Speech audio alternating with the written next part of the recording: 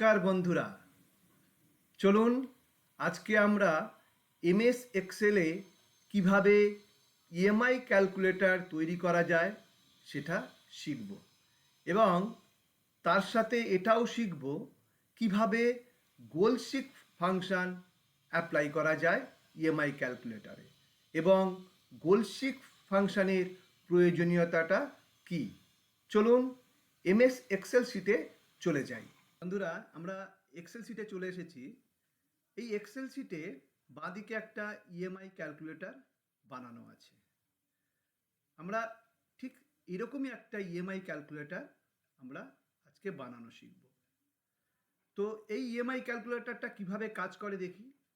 এখন এখানে আছে লোন অ্যামাউন্ট। আমরা যদি মনে করি যে লোন অ্যামাউন্ট সে 10 lakh, interest rate 8.5%, loan period 10 বছর, নাম্বার অফ পেমেন্টস পার ইয়ার, মানে যদি প্রত্যেক মাসে একটা করে পেমেন্ট করি তাহলে 12 মাসে 12টা, তাহলে 12। তাহলে ইএমআই অ্যামাউন্ট আমাদের বেরিয়ে আসছে। আমাদের এই লোনের এগেনস্টে 10 লাখ এগেনস্টে কত আমাদেরকে টোটাল ইন্টারেস্ট পেমেন্ট করতে হবে সেটাও এখানে দেখিয়ে দিচ্ছে, আর total amount interest plus principal কত সেটাও বলে দিচ্ছে। আমরা যদি এখন জানতে চাই যে আমরা যদি কোয়ার্টারলি পেমেন্ট করি, কোয়ার্টারলি মানে হচ্ছে প্রত্যেক 3 মাসে একবার করে পেমেন্ট, তাহলে কি 12 মাসে কবার পেমেন্ট হবে? 4 বার। যদি এবার 4 করি তাহলে আমাদের ইএমআইটা কত হবে? 37,362। ঠিক আছে। আর টোটাল অ্যামাউন্ট কত পেমেন্ট করতে হবে? 14,94,474। আমরা যদি দেখে নিই যে কি ডিফারেন্সটা হচ্ছে, যদি প্রত্যেক মাসে পেমেন্ট করি আর কোয়ার্টারলি পেমেন্ট করি কোনটাতে বেশি বা কম দিতে হচ্ছে। এখানে দেখা যাচ্ছে 14,94,474। আমরা যদি মান্থলি করি, কন্ট্রোল জেড করি, তাহলে 12টা যখন করি তখন করছে 14,87,000 টাকা। তাহলে দেখা যাচ্ছে যে কোয়ার্টারলি করলে আমাদের পেমেন্টটা বেশি দিতে হবে। কন্ট্রোল জে আগে কত ছিল? 14,87,000 ছিল, আর এখন হয়ে গেছে 14,94,000। তাহলে বেড়ে গেছে। এটা এইরকমই একটা ক্যালকুলেটর, সহজ ক্যালকুলেটর আমরা তাহলে আজকে বানানো শিখি। তো আমরা চলে আসলাম এইখানে, ইএমআই বার করব। ইএমআই বার করতে এখানে আমরা একটা ফর্মুলা দেবো। ফর্মুলাটা হচ্ছে কি? PMT formula, equal to PMT tab.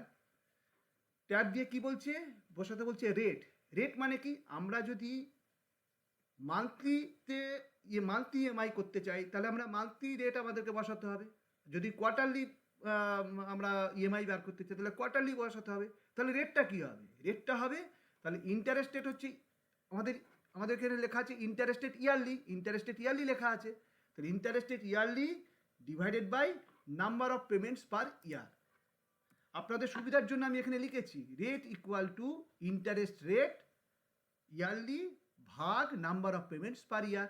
তাহলে হয়ে গেল, আমার রেট হয়ে গেছে। এনপিইআর, এনপিইআরটা কি? Total number of payments. Total number of payments কি? এখানে লিখে রেখে দিয়েছি দেখুন, loan period in years multiplied by number of payments per ইয়ার।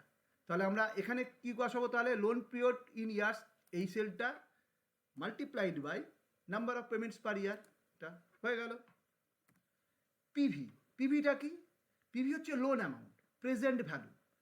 আমাদের লোন অ্যামাউন্ট কোন সেলটা? এই সেলটা। করে আমরা ব্র্যাকেট ক্লোজ করে এন্টার করে দিলাম, আমাদের ফর্মুলাটা দেওয়া হয়ে গেছে। কিন্তু ফর্মুলাতে একটা এরার এসছে, এরারটা কিন্তু রিমুভ করতে হবে। এরারটা কি? এটা হচ্ছে ডিভিশন এরার।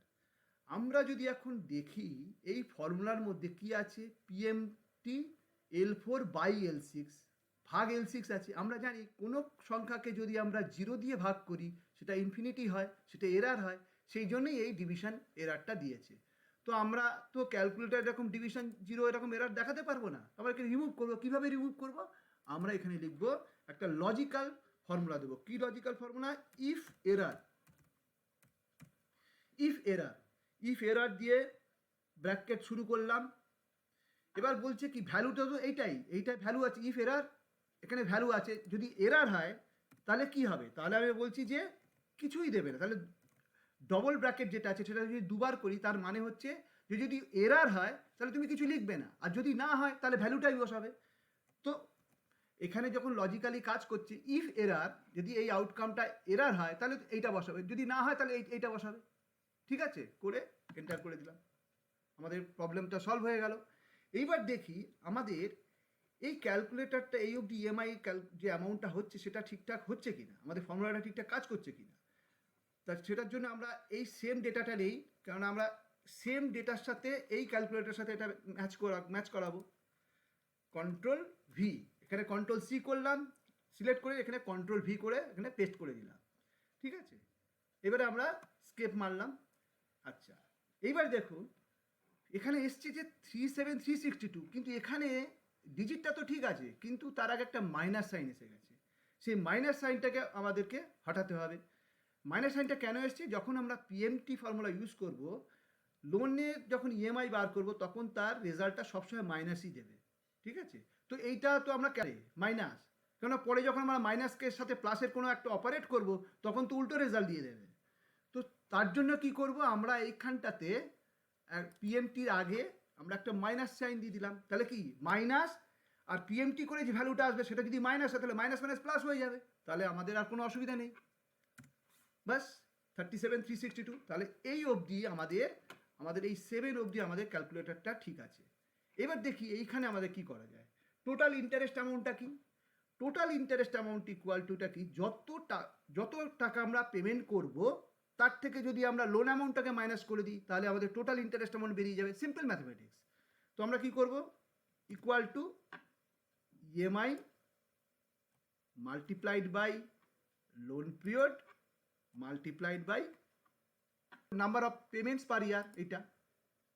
এটা হলো টোটাল পেমেন্ট হয়ে গেল, আমাদের ফর্মুলাটাগুলো শেষ হলো না, কিন্তু আমাদেরকে তো এর থেকে কি করতে হবে, মাইনাস করতে হবে কোনটা, লোন অ্যামাউন্ট মাইনাস করে দিলাম, এন্টার মারলাম। ঠিক আছে, আচ্ছা এবার দেখি ইকুয়াল টু, এবার হচ্ছে কি টোটাল অ্যামাউন্টটা কি, simple formula, interest plus principal. আমরা ইন্টারেস্ট আগে পেয়ে গেছি, ইন্টারেস্ট, আর অ্যামাউন্টটা তো লোন অ্যামাউন্ট কত ছিল, প্রিন্সিপাল এটা ছিল, এন্টার হয়ে গেছে।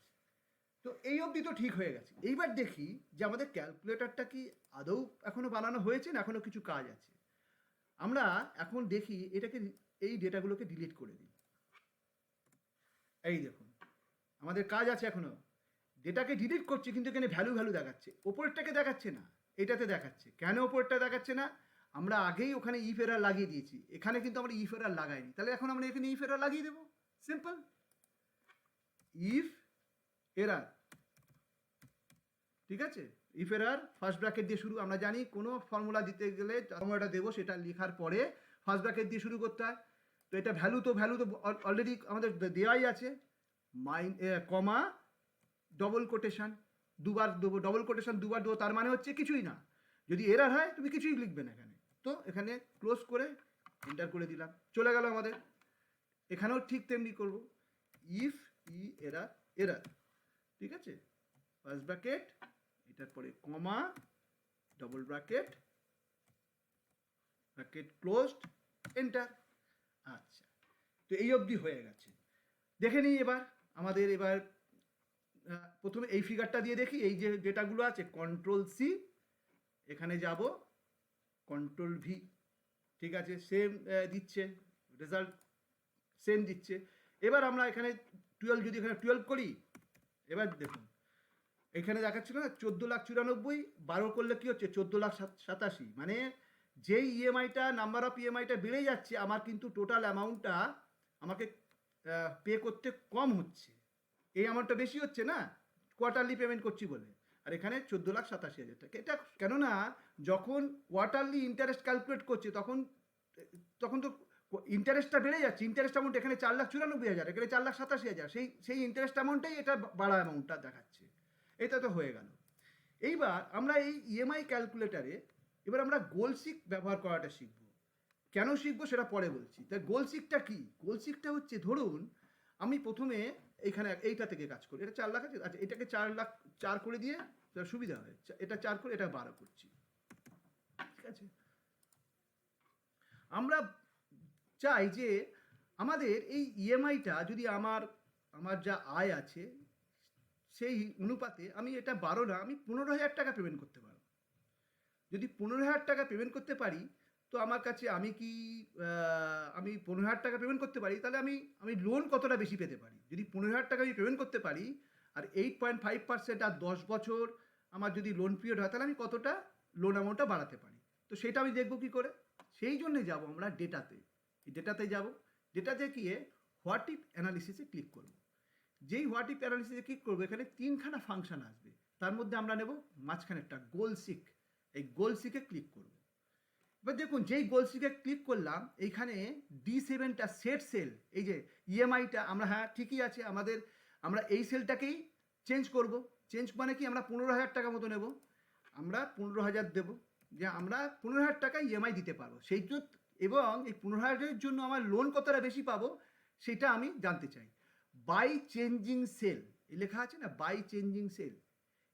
এই যে ডান দিকের যে অ্যারোটা, উপরের দিকে অ্যারো আছে, একটাই অ্যারো আছে এখানে, এটাকে ক্লিক করব। যেই ক্লিক করব এইটা চলে আসবে। যেই এখানে চলে আসবে, কার্সারটা যেখানে হচ্ছে এইখানে আমরা করব কি, যেখানে লোন অ্যামাউন্ট আছে এই লোন অ্যামাউন্টের এই সেলে গিয়ে ক্লিক করব। ক্লিক করে দিয়ে এই যে ডাউন অ্যারোটা আছে এখানে ক্লিক করে দেবো, করে এইটা আসবে।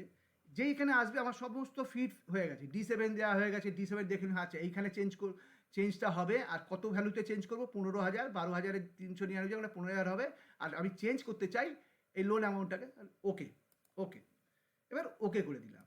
এবার দেখি, এবার দেখুন 12,09,817 টাকা আমি লোন পেতে পারি। ঠিক আছে, এইভাবে আমরা জানতে পারি। আবার অনেকের এও হতে পারে যে আমি যদি 15,000 টাকা দিতে পারি, আমি এটাকে 10 লাখই রাখবো। আমি করব কি, আমি লোন পিরিয়ডটাকে কমাতে চাই, সেটা আমি জানবো। তাহলে আমার লোন পিরিয়ডটা কতটা কমে যাবে? যদি 15,000 টাকা দিই তাহলে কতটা কমে যাবে? করা যাবে। আমরা আবার ভার্টিক্যালসে গেলাম, গোলসিকে গেলাম। গোলসিকে গিয়ে আমরা কি করলাম, আমরা D7, হ্যাঁ ঠিক আছে, এখানেই চেঞ্জ করব। আর কত ভ্যালুতে? ওই যে 15,000 টাকা আমরা দেবো বলেছি, 15,000 টাকা। আর বাই চেঞ্জিং সেলে এখানে ক্লিক করলে, তাহলে এখন কোনটাতে ক্লিক করব? লোন পিরিয়ডে ক্লিক করব, যে 10। ঠিক আছে, এই লোন পিরিয়ডে ক্লিক করলাম, করে এই অ্যারোটাতে ক্লিক করলাম, ওকে করলাম, ওকে। এবার দেখুন 7 বছর 7.5 ইয়ার্স হয়ে গেল। তাহলে লোন পিরিয়ডটাকে আমি যদি 15,000 টাকা করি, তাহলে আমার 7.5 ইয়ার্স আমার হয়ে যাবে। সুতরাং আমি হয়তো প্রথমে লোন নেব, বলবো ঠিক আছে আমি 10 বছরে দেবো, কিন্তু আমাদের টার্গেট থাকবে যে আমি 15,000 টাকা করে জমা করব।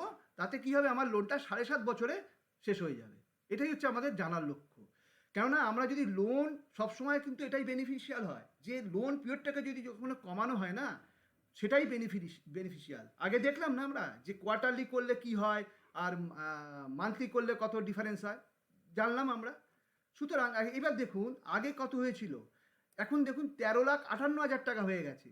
আর যদি কোয়ার্টারলি করতাম 14,94,000 টাকা। আর এখন যদি আমরা 15,000 টাকা করি, আমার টোটাল পেমেন্ট করতে হচ্ছে 13,58,000 টাকা। ইন্টারেস্ট কতটা কমে গেছে। সুতরাং সবসময় টার্গেট হওয়া উচিত লোন পিরিয়ডটাকে কমিয়ে দেওয়া। তো এই জন্য গোলসিকে ব্যবহারটা আমরা করা উচিত। এরপরে আমরা জানবো যে কিভাবে আমরা লোন রিপেমেন্ট শিডিউল আমরা মনিটর করব, সেটা বানাবো এবং মনিটর করব। মনিটর করাটা খুবই জরুরি, কেননা আমরা যদি 100 টাকাও যদি প্রিন্সিপালের এগেনস্টে যত আমার ইএমআই আছে, ধরুন আমার 12,000 টাকা ইএমআই আছে প্রত্যেক মাসে, আমি যদি 12,100 টাকা করেও জমা করি 15 বছরের লোনে, আমাদের কিন্তু অনেকটা বেনিফিট হবে। সেটা আমরা নেক্সট ভিডিওতে জানব। সুতরাং আপনারা আমাদের এই চ্যানেলটির দিকে লক্ষ্য রাখবেন আমাদের এই নেক্সট ভিডিওটির জন্য। আর যদি আজকের ভিডিওটি ভালো লাগে তাহলে লাইক করবেন, শেয়ার করবেন, চ্যানেলটিকে সাবস্ক্রাইব করবেন। আসি বন্ধুরা, থ্যাংক ইউ।